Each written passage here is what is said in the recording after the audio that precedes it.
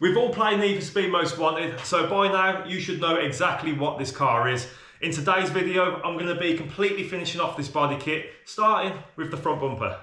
Over the last few episodes, you've watched me build the rear bumper, both arches and also the side skirt, but today I've really got my work cut out for me because I've got to turn this into this, and I think that's going to be a bit of a challenge.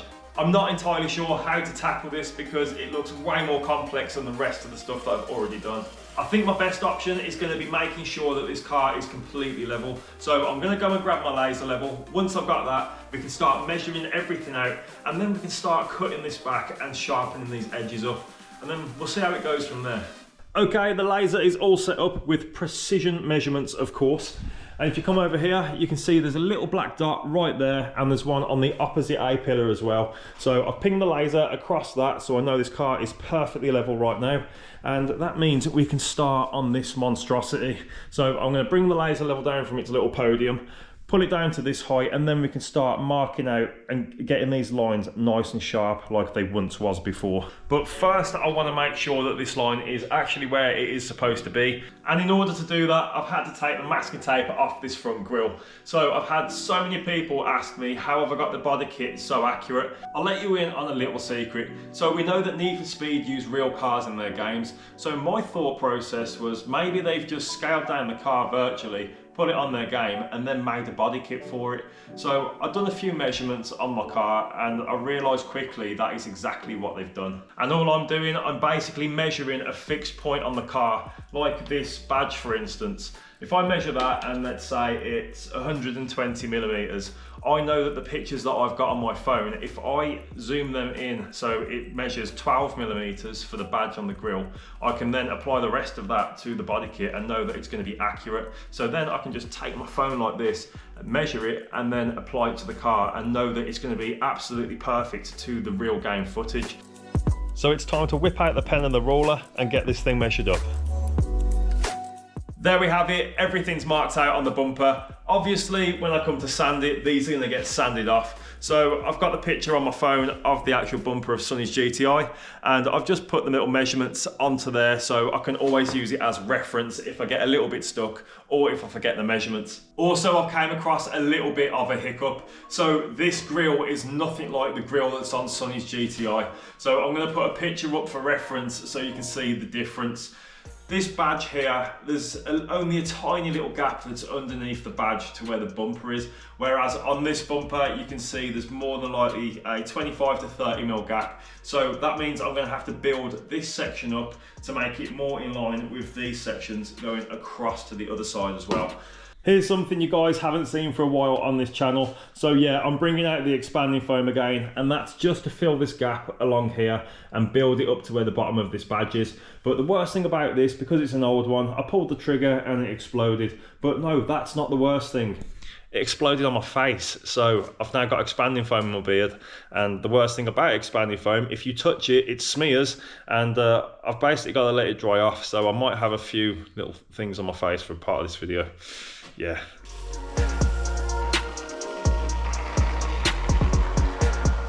Lucky enough, the laser level line was absolutely perfect to start off with. So before I start doing that, I need to put my mask on. And before I put my mask on, I need to start picking some of this stuff off. So, hair came off with that one. Definitely the best approach for this is the belt sander because I can take little amounts off at a time. And also the foam on top has completely dried off, so I've shaved it down and now we can get the filler slapped on.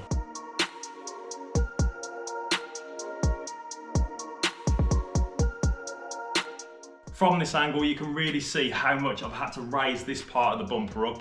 I've notched out the bits of foam that I've put there just so you can see it as comparison. Remember guys, this part of the bumper isn't going to be used, it's going to be 3D scanned and then replicated onto that side, just so you're all aware. The next step is to get the laser level, mark a line across there and then sand it down to that line so I know it's nice and smooth all the way across.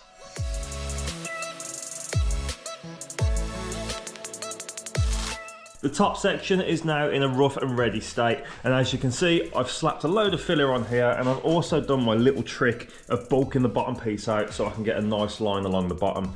Then I'm going to make a template to go underneath here, which I can then use for the bottom of the bumper, and hopefully everything works out according to plan.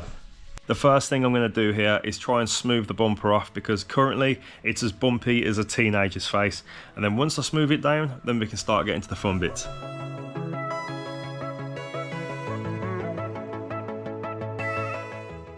So here's my situation. After looking at the reference pictures I've got of this front bumper, I've realised that the front of it is extremely flat, and with all of these different parts, it's going to be extremely difficult for me to make it flat. I can start working on this bumper section by section and then try and make it mirrored, but I feel like it's just going to be so hard to do that. So here's something I should have done from the get-go. If you remember in one of my first videos, I cut out all of these sections along here, and right now I'm regretting it.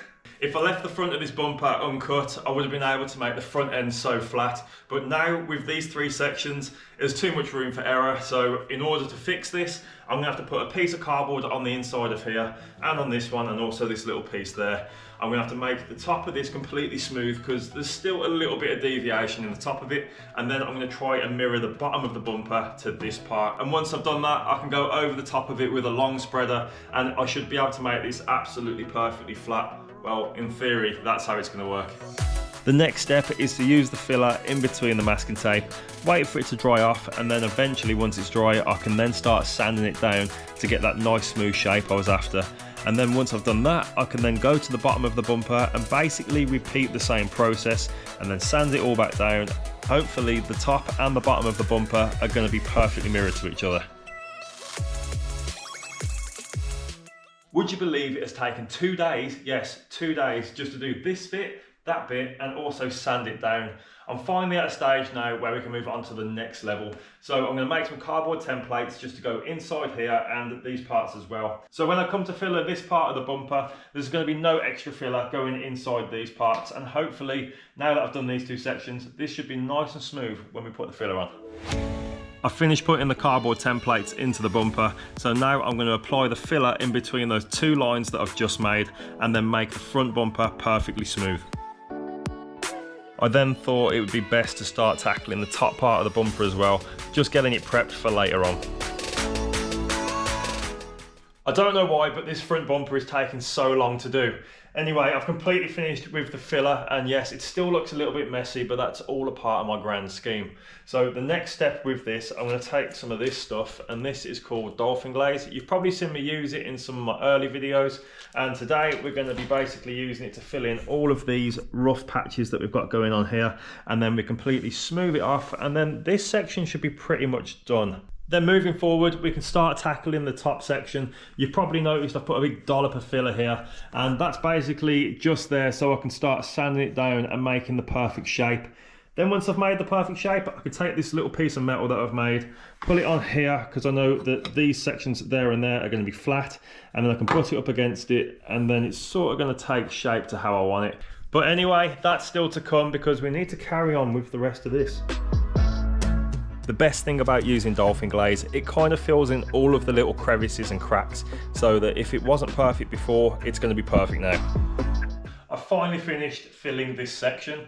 Okay, there is still a little bit to do along here, but we're going to take the belt sander eventually, go along this and trim it so it's nice and sharp.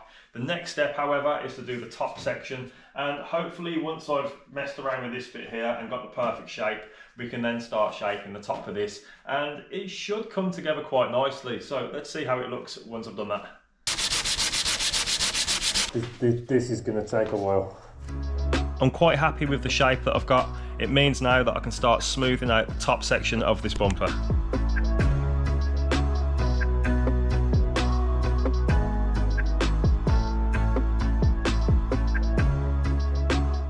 I don't want to get too ahead of myself, but it's really starting to take shape now. I've got to bring the swage line down to where the laser level line is and then sort of blend it in. And then this top section is almost done. I've just got a few other little things that I need to redefine, like where this part of the bumper meets here. I've just got to blend that in better, and around this edge here, I've got to blend that. But once we've done that, we can start cutting these out properly and sharpening all the edges up. So let's get the laser level set up and we can get working on this straight away.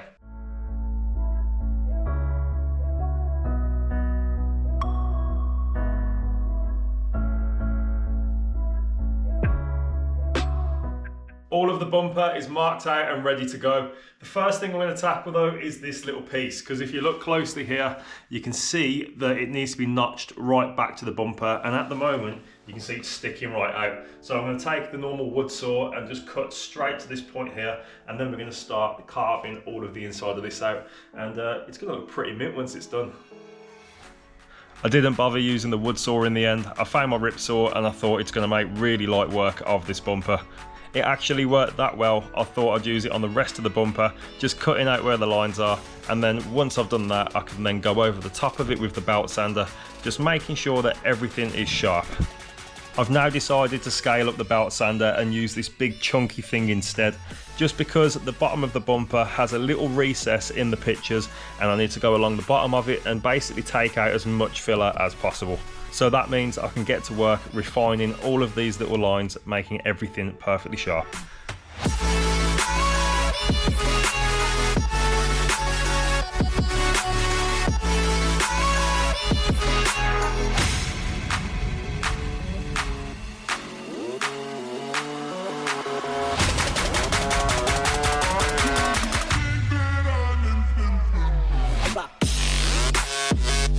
It's taken so much time and patience just to get this perfect, and as you can see, I only use the very best tools when doing this stuff.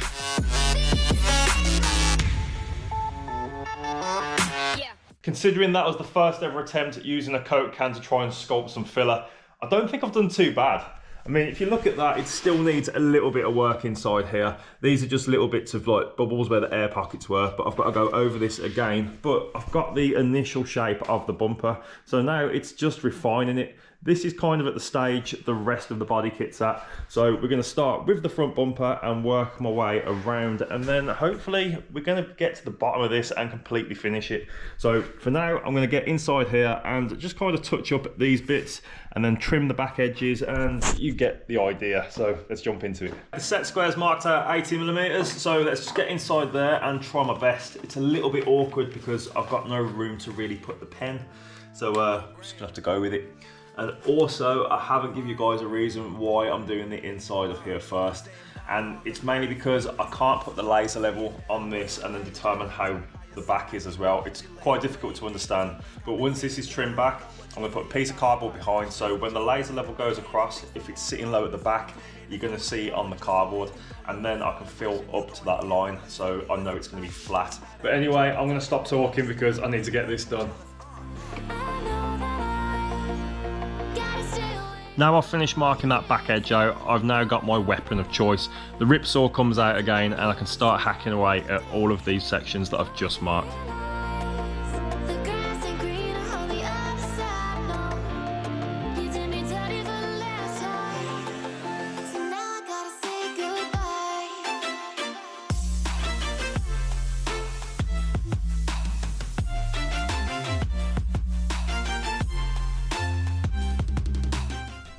As you can see, I've got a little bit carried away with this bumper. I haven't been videoing much just because I've been cracking on with it, but you can see this is almost ready to be shaped properly now.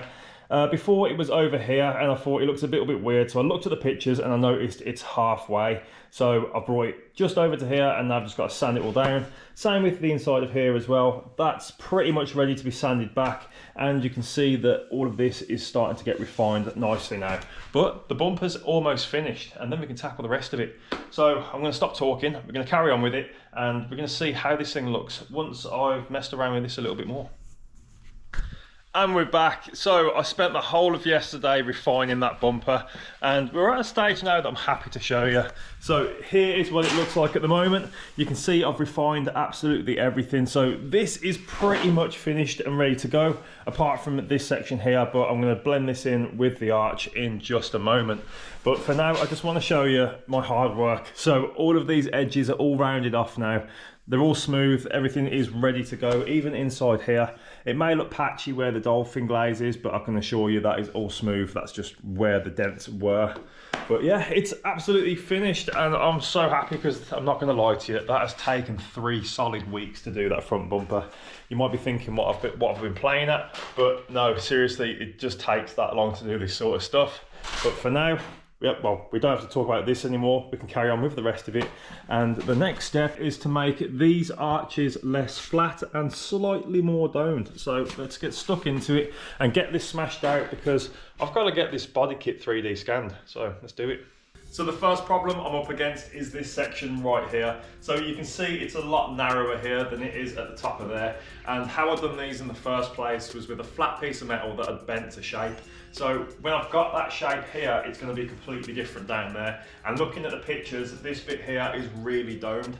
So I'm going to have to try and figure out the best way of doing this. I do have an applicator that's a flexible one that I can shape to, well, whatever I want really. But I know it's not going to be good for up here because it's too short.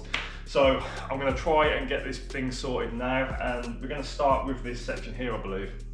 Here's the little flexible spreader I was just talking to you about. It's perfect for the little tight spaces, but once I get near the top, it's absolutely useless. But the main thing is I've got that little shallow part perfect. So now I can use the proper spreader that I've handmade myself to go over the top of it and then smooth it all out perfectly. And the final stage with this arch is to go over the top of that filler with the dolphin glaze and let everything fall into place. Because I've made modifications to the suspension, the back of the car sits that little bit lower now, therefore I'm having to just mess around with the back bumper a bit. I finished cutting the bottom of the bumper, so now we're on to the satisfying part. We're going to try and blend this arch into whatever the hell's going on here. Let's do it. So before I put this filler on, you can probably notice this little groove along here. I've cut that out, so when I put the applicator over the top, it doesn't touch anything apart from this lip on the very edge. If it was to touch anything up here, it's going to throw it out and you're going to have ripples everywhere. So that's where I do that little groove, and before this stuff goes off, I'm going to get it slapped on because it starts to go a bit stiff already.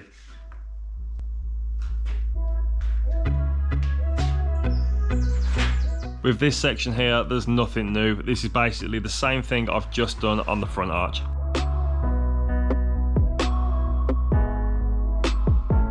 I've done quite a bit of work off camera, so I'm going to show you guys what it looks like currently. So you can see that I've basically done the same thing I've done on the front bumper. I've put this little strip of filler here and the bottom piece, so when I come to bridge my applicator across it, it's going to be perfectly flat again. And also I've got a new tool. Look at this thing. That's going to be absolutely ideal. I think this is a plasterer's trowel, but that's going to be absolutely ideal for going all the way across there. And one other thing, if you think this video's been a little bit rushed, it wasn't intentional. It's just because this car has took over 2 months in total to do since the last video. So you can see why I'm a little bit panicked and I'm not videoing as much as I should.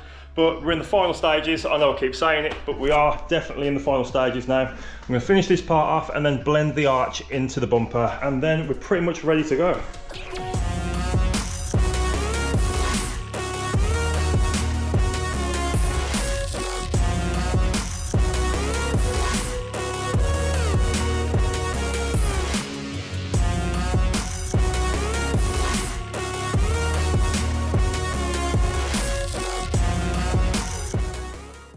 I'm really starting to see the progress I'm making on this rear bumper at the moment. If you look from any angle, you can see how vertically flat it is at the back, and I've got to the stage where I'm blending it in with the arch. So you guys kind of don't need to see all of the other refinements I'm doing, because you've seen me do it on the rest of the body kit. So we're going to skip to a stage when this is completely done and I can show you guys around the finished product. Okay, that took way longer than expected, but the car's now finished, so let's have a look around it.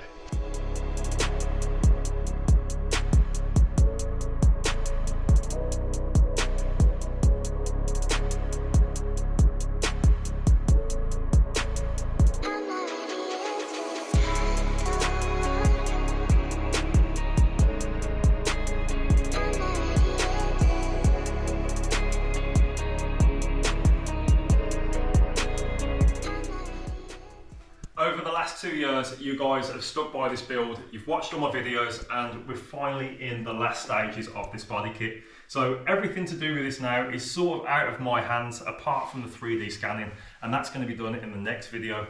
But in my last video, I promised something at the end of it, and that was to do a reveal on the car that's in the other unit.